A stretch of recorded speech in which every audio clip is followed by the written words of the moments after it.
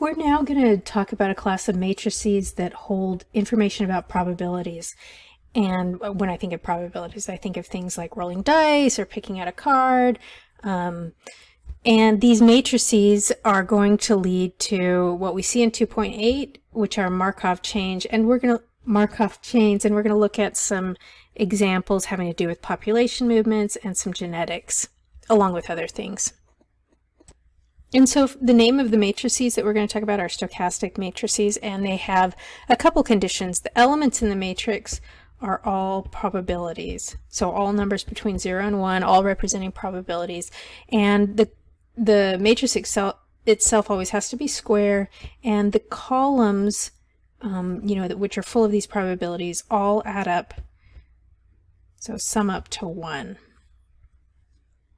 So a stochastic matrix is a square matrix whose elements are probabilities and whose columns add up to 1. So here we have two matrices, and one of them is stochastic and one of them is not. Can you determine which one is stochastic? So let's see this one. It is square. They're both square, so that's good. Elements are probabilities and add up to 1. So this is 1, 4/8 plus a half is 1, and this adds up to 1. Are all of these probabilities, all these elements, definitely possible? So that looks like it's stochastic.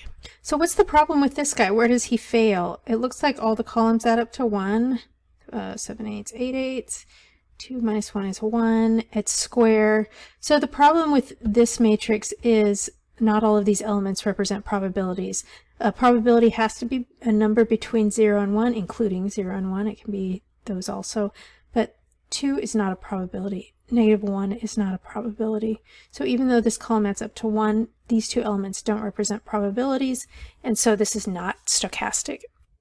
This is Andrei Markov. He's the Russian mathematician who we're talking about when we talk about Markov chains, and he takes these stochastic matrices. He lives in the late 1800s, but I think this work was done in the early 1900s. So he takes stochastic matrices and he uses them to describe a sequence of possible events in which the probability of each event only depends on what happened the step right before. So the first example we're going to look at has to do with weather prediction in Tel Aviv. And so these Markov chains are usually doing a job of predicting things based on past events. And in Tel Aviv for decades, weather patterns were recorded, each day. Was it rainy? Was it not rainy? So two statisticians analyzed rainfall in Tel Aviv for the years 1923 to 1950. So that's a lot of data. That's 27 years of daily data on rainfall in this city. And one thing they found is the probability of a rainy day following a rainy day is, they found some number, but first let's think about what this means. So in all their data, they have these 27 years of data, and they've got rainy day, non-rainy day, rainy day, non-rainy day, non-rainy day, non-rainy day, non-rainy day. They've got this long string of 27 years worth of what's happening each day in Tel Aviv. So when they say the probability of a rainy day following a rainy day is how often does it happen that you get two R's like this in a row? What's the probability in this long string of 27 years that these show up? And they found, just based on past data, what actually had happened during all those years, that this probability was 0.6. That if you have a rainy day, the next day the probability that it will be a rainy day is 60%, or 0.6, based on historical data. And then they looked at the probability of a rainy day following a dry day. Okay, so I guess we're using the term dry for non-rainy day. So you'll have, I'm going to change from N to D here, a dry day, a rainy day, dry day, rainy day. You've got these strings of long data about each day. And so what they're looking for is, when does a rainy day follow a dry day? When do you have a combination of a rainy day following a dry day? How often does that happen? What's, based on the historical data, what's the probability that you're going to get this combination? And they found that to be 0.13. So again, they're not, projecting, we think this will happen. This is all based on what actually happened over those 27 years. How often you would get a rainy day following a rainy day, or a rainy day following a dry day. Historical data. So now with just this information, we can complete a stochastic matrix having to do with this situation. And let's see, we've got these columns rainy, dry, and these rows rainy, dry. Here where this column is representing, the columns are representing a given day, and then these rows here are representing what happens the following day. So if a given day is rainy, what's the probability that the following day will be rainy? Well, they tell us it should be 0.6 based on what they saw over those 27 years. So this is 0.6. Okay, then where does this guy go? The probability of a rainy day following a dry day. So a given day is dry, and then the following day is rainy. And that probability would be 0.13. So this is all the information that they've given us, that if the following day is a rainy day and we started with a rainy day, this is your probability. If we started with a dry day the day before, this is your probability. So where are these numbers going to come from? Well, it's a stochastic matrix, so we know that the columns have to add up to 1 because they have to cover all possibilities. So this must be 0.4. So this tells us that if we start with a rainy day, we have a 60% chance that the next day will be rainy and a 40% chance that the next day will be dry. If we start with a dry day, we have a 13% chance the next day will be rainy, and then this would have to be 87% chance that the next day is dry.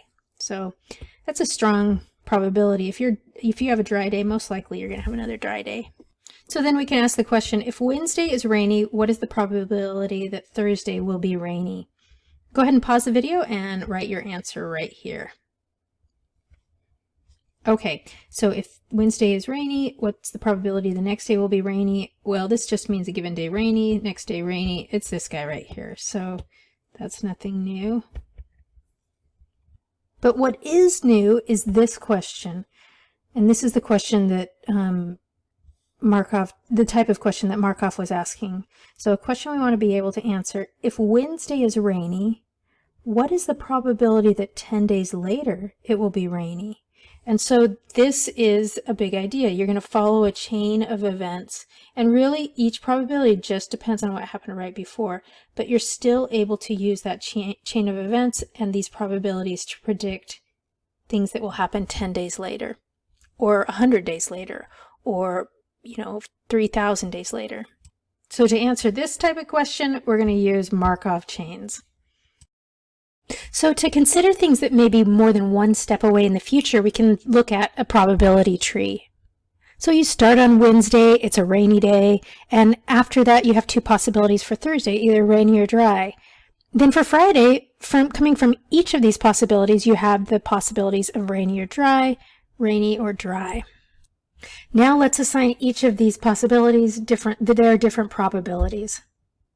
So the probability of having a rainy day, and then what follows is another rainy day.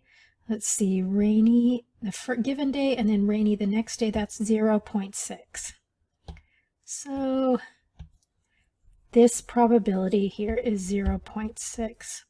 And this has to be 0.4, because those are the only two things that can happen. So we can go ahead and fill in these too, because this is another rainy day, and then what follows is a rainy day.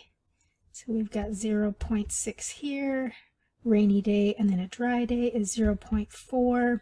What about this guy here? Okay, we're just looking at the step before. We don't have to go back here at all. If you have a dry day, what's the probability that what follows is a rainy day? Let's see, if you have a dry day and what follows is a rainy day, that percentage is 13. That was given to us at the very beginning of the problem. So dry followed by rainy is 13%. So dry followed by rainy is 0.13, and then dry followed by dry is 0.87. At this point, we've had a lot of discussion of probabilities. Let's throw in a little bit of linear algebra. So say we represent the probability a day is rainy or dry with this vector. the top number will be the probability that the day is rainy, and the bottom number will be the probability that the day is dry. Then the vector that represents Wednesday, what's going on Wednesday, what would that be? So back here we said Wednesday is rainy.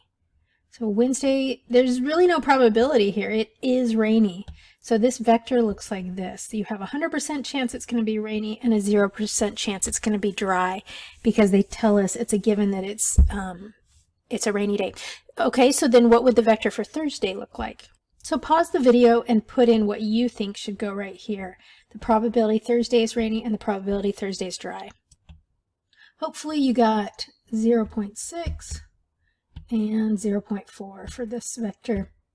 The probability that Thursday is rainy, assuming we're always assuming that Wednesday is rainy, then what happens to Thursday? Again, assuming that Wednesday is rainy, what can we say about Friday? This is where it starts getting interesting. This is where we start developing the ideas of Markov chains. So we ask this question, what about Friday? What would the probability vector for Friday look like? And we have to remember that Friday can become rainy in different ways. You could have a rainy segment like this. Well, it would really be rainy, rainy, rainy. Or you could have like a rainy, dry, rainy. Those are two different ways that Friday could be rainy. So we need to be sure and count them both in our probability that Friday is rainy. Okay, so following this probability tree, and if you never had probability or are a little rusty on it, we'll go through this example and it may jog some things, or even if it doesn't, it's okay, because in the end we're really not going to be using these probability trees. But here we go. So the probability that Wednesday is rainy, Thursday is rainy, and Friday is rainy, so this path on the tree is this probability times this probability. The probability that Wednesday is rainy, Thursday is rainy, and Friday is dry is this probability times this probability. And so you can see where you would get each of these different probabilities. So we've got the probabilities of this outcome as 36%, this outcome as 24%. Let's go ahead and calculate these outcomes also. Okay, so we have all the probabilities now. We have rainy, dry, rainy is this. That's actually the least likely to happen. And then rainy, dry, dry is this. Luckily, all of these add up to 1, because one of these 4 things has to happen. And so altogether, they do add up to 1.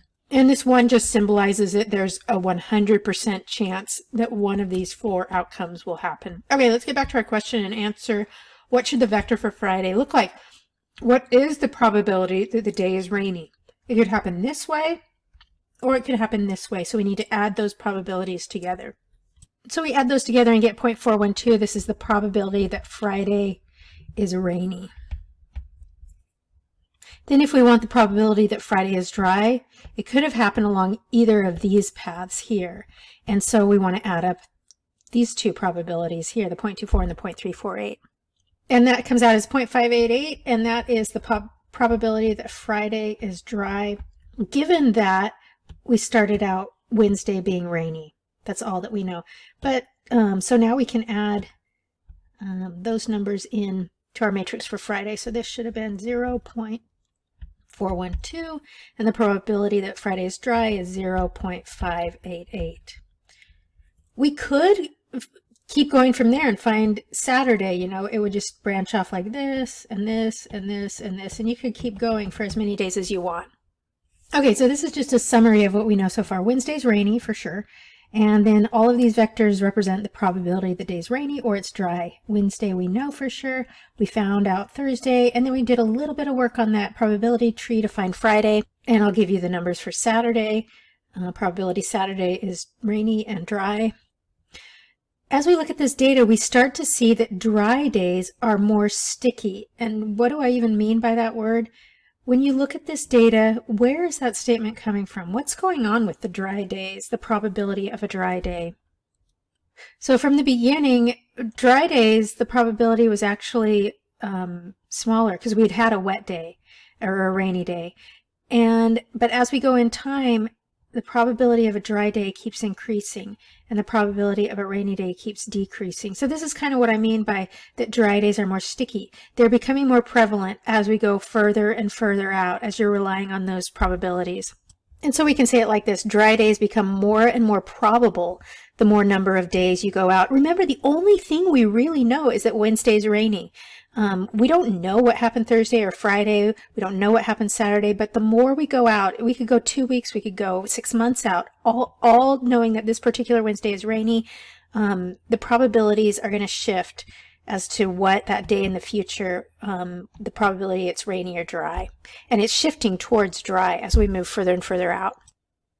Okay, we don't want to have to construct a probability tree every time, you know, if we wanted to look like 10 days in the future. We don't want to have to go through this, through a humongous long, I mean, the possibilities to get bigger and bigger and bigger. You get so many. So let's think about this. Let's compute P. Remember, P is this guy right here, the original given probability matrix, what they told us based on recorded data, what they had observed over those 27 years. So let's look at P times the Wednesday vector. So we have P times the Wednesday vector, and we're going to get, doing the matrix multiplication, 0.6 and 0.4. And give me a verbal one-word description of what this is. It's Thursday, right? It's the probability vector for Thursday. Okay, so we'll tuck that away, that P, that probability matrix times the Wednesday vector actually equals Thursday. Now we're going to compute the probability vector times the Thursday, or the probability matrix times the Thursday vector.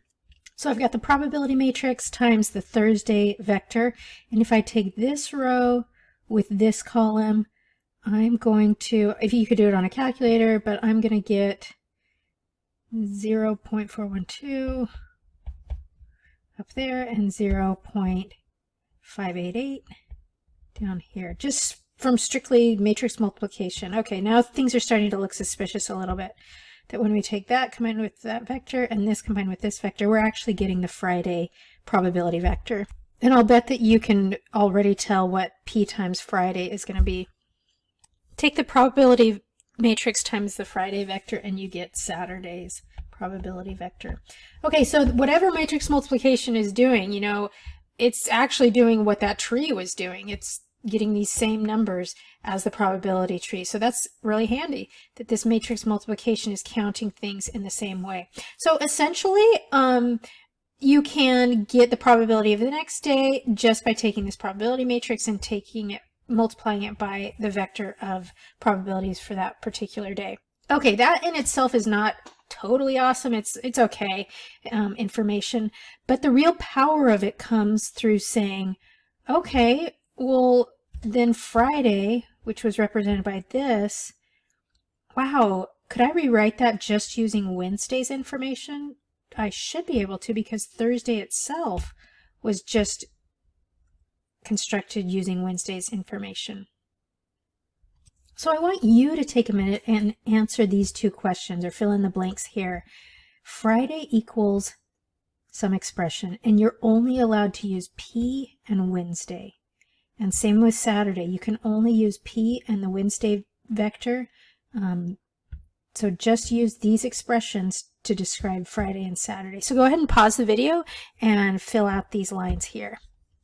Okay, hopefully you've taken some time to fill this out for yourself. You'll definitely learn it better if you're doing the work along the way. So Friday, I know that Friday equals P times Thursday. But Thursday, so P times Thursday, but Thursday is actually P times Wednesday. So that probability matrix times the, you know what, these X's are, I don't like that. Let's say P times Thursday. This notation is not ideal, but that's a multiplication in there. The probability matrix times the Thursday vector. We know that the Thursday vector is just P times the Wednesday vector. Okay, so we've got the probability matrix squared times Wednesday's vector, and that's a way to get to Friday pretty quickly. You don't even have to go through Thursday. You don't have to know what happened on Thursday or what the probabilities were Thursday. All you need to know is what happened Wednesday and the probability matrix, and you're going to square that. So this is Friday equals p squared times the Wednesday vector.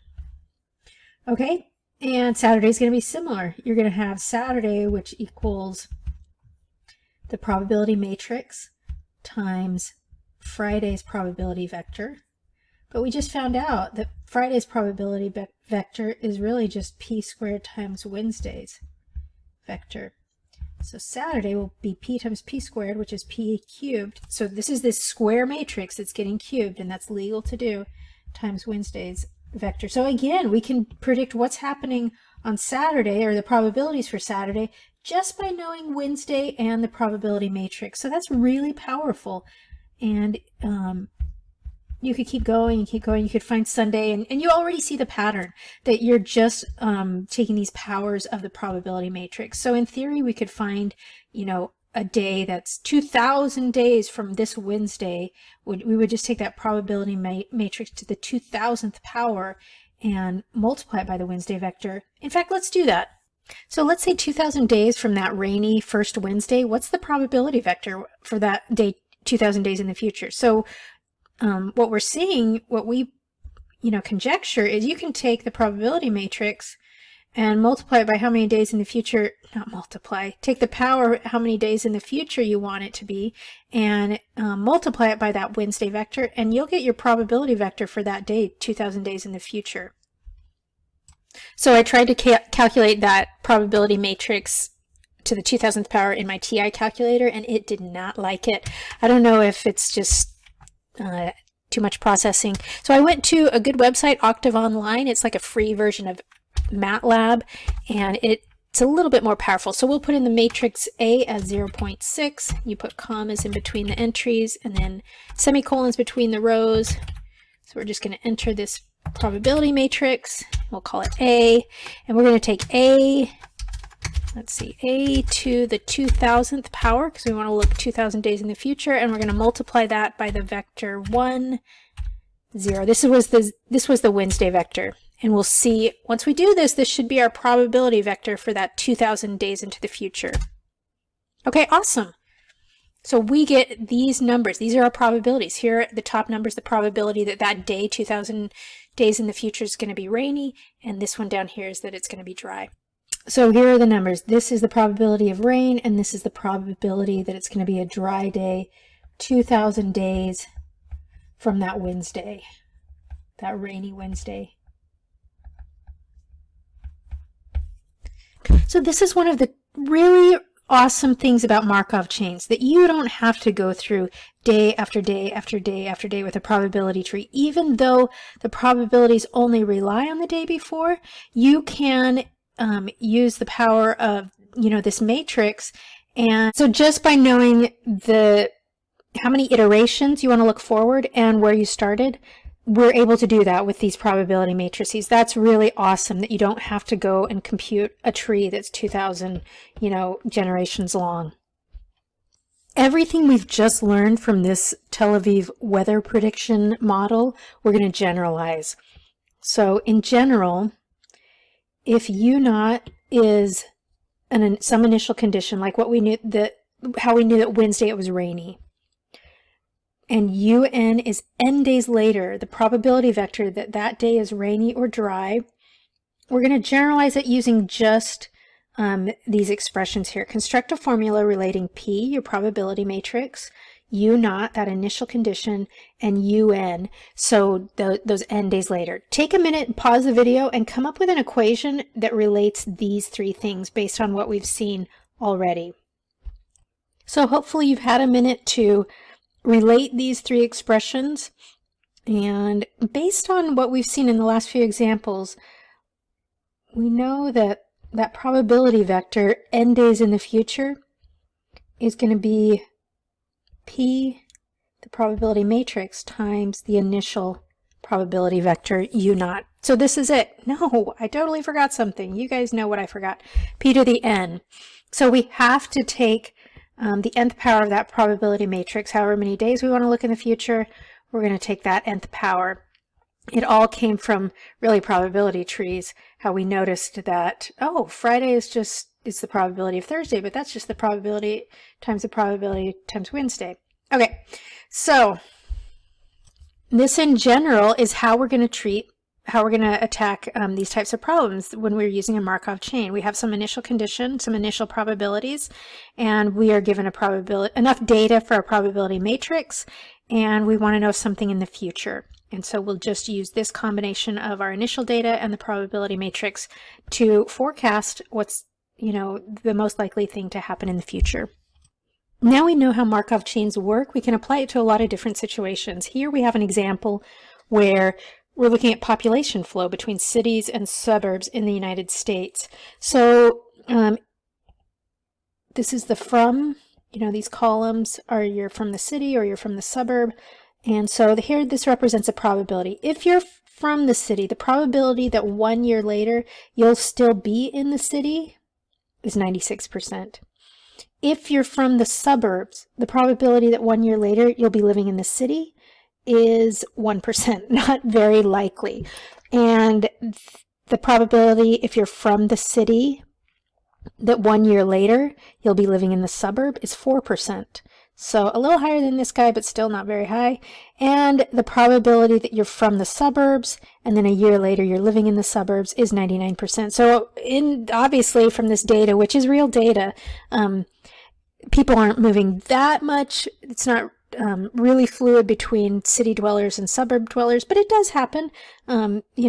People moving from, let's see, from this city, this would be city to suburb, and this would be suburb to city. So that's more rare. It's slightly more common for people to move from the city to the suburbs in this model. So here we're going to add another layer to these problems. In 2007, there were 82 million people living in cities. The number of people living in the surrounding suburbs was 163 million. So I should mention one name for this P matrix is the matrix of transition probabilities. And our first question is, in 2008, where does this model predict people are living? So in 2008, that's just 1 year later than 2007. So 2007 will treat as our initial condition, and we have a certain number of people living in the city and a certain number in the suburbs. And then what we'll do is we'll multiply the probability matrix by the vector of 2007, which are going to be these two numbers here. So if we let our initial condition be 82 people living in the city, 82 million people living in the cities, 163 million people living in the suburbs, then to find the next year, x1, we would take the probability matrix, just raised to the first power because it's just 1 year, and multiply it by that initial condition. Before we even compute this, what is your prediction for what this number should be? Do you think it'll be bigger or smaller than 82 million? So these are people in the cities. Do you think a year later there'll be more or fewer people in the city based on, or in the cities based on this probability matrix? So if you predicted that there would be fewer people in the city the next year, you were right. In 2008, there's only 80 million, a little bit over 80 million people in the city, and the suburbs gained some people. That's not totally surprising because we can see that when there is movement from city to suburb or from suburb to city, there's actually more movement from city to suburb. There's quite a lot of people that just stay put where they are. That's what these numbers represent. So we're going to take these models and predict the populations in the year 2300. And actually, I'm going to switch that around. I'm going to switch it to, let's do 2050, the year 2050. So 2050, how many years past 2007 is that? That would be 43 years past. So x, 43, will equal our probability matrix. How things are moving. The 43rd power times the initial condition where things started. And this will give us a prediction. And so this is the vector I get for the different populations that in the year 2050, this is how many people it's predicted will live in the city, that many million, and the suburbs. The last example I want to look at has to do with genetics. We're going to look at the topic of guinea pigs and their hair length. And just like humans have dominant and recessive traits, guinea pigs do too, and long hair is a dominant trait in guinea pigs and short hair is a recessive trait. So there's 3 possibilities for the type of genes that a guinea pig gets from its mom and dad regarding hair length. It could have gotten both from its father and its mother this dominant gene. It could have gotten from one parent a dominant gene and from the other parent a recessive gene. In both of these cases, the guinea pig will have long hair because long hair is dominant. Then that trait carries through. And you know, looking at the guinea pig, you may not even know that he carries a recessive gene also. So for both of these cases, you have a guinea pig with long hair with these 2 dominant genes. It would look like capital A, capital A. This one where you get a dominant from one parent and a recessive from the other, we call that a hybrid. But even though they both have long hair, they look the same, but are genetically different. These 2 ways of getting long hair. And then this guy right here, who happened to get 2 recessive genes from his parents, he's going to have short hair, and this is a recessive combination. So what does all this genetics have to do with Markov chains? Well, we can look from, you know, before we were looking from day to day, or in the population movement example, it was from year to year. This time we're going to look from generation to generation, the probabilities of having a guinea pig have short hair or long hair. And so we'll have some information on an initial generation, the probability of these different genotypes, and then the next generation. So we have an initial generation and this generation is going to be crossed with, one of the partners is definitely a dominant, capital A, capital A. And then we're looking at the other parent could be one of these types of genotypes. Then what are the probabilities for the next generation? So maybe this guy here is, you know, maybe this is the dad guinea pig, and these are the different possibilities for the mom, guinea pig, different genotypes. Okay, so if you cross a mom with this dominant genotype and a dad with the dominant genotype, what is the probability that the next generation will have this? Well, this next generation has to pick one from mom and one from dad, and all they have to choose from is those dominant genes. So this probability here is 1. And for this kind of mom and this kind of dad, no child is ever going to get any of these because there's no way to get this recessive gene. It didn't come from mom or dad, and it has to come from one of them. So there's no chance if your mom is dominant with this dad that's already dominant that you're going to get that. Okay, now let's see. Things are going to get a little more interesting. If you have a mom who is hybrid and a dad who is this dominant, how often can it happen that you get this? Well, there's only one way it can happen, and that is for this gene, this dominant gene, to be picked here, and really either of these genes to be picked here. So this probability that this next generation will be dominant is 1/2. And the probability that the next generation is hybrid is also 1/2, because you could have picked this guy from the mom, this gene, and then gotten this, you know, dominant gene from the dad. So that could have happened also. Is it ever possible to get this guy? No. In fact, he's never going to be possible because the dad has no little a's to contribute. So that's just never going to happen, that you're going to have recessive if the dad is truly this dominant genotype. Okay, let's see what goes on here. Say that dad is dominant and mom is recessive. What's the probability that the next generation will be dominant? Unfortunately, this can never happen because the mom, all she has to contribute are these recessive genes. So this is never going to happen, which means that this one always happens. Okay, this is the probability matrix for, as we're going from generation to generation, the genotypes. Let's assume that the 3 different genotypes here all initially have equal probabilities for that first mom. So we don't know what her genotype is, but we're going to give them all equal probabilities. We do know what the dad's genotype was, and that completely helped us figure out this probability matrix. So let's see what happens in the first generation after that initial generation, and the second generation and the third generation. So I want to take a look at the next few generations. The first generation after the initial generation, the second generation, and this is where we have to square the probability matrix, and the third generation, we'll cube it here. Let's see what the probabilities for these 3 different genotypes are for all their children, grandchildren, great-grandchildren. So here's what happened in the first generation. The dominant genotype, you have half a chance of getting that and half a chance of getting the hybrid and no chance of getting the recessive genotype. Even though the mom maybe was that recessive genotype, there's no way for her kids to be. By the next generation, things have tilted even more towards that dominant genotype. From here on out, there's no way we're going to get the recessive genotype. That's just never going to happen. And more we're getting these kids, these grandkids are going to have this genotype that's taking over. And by the time we get just to the right grandkids, this probability is getting even closer to 1.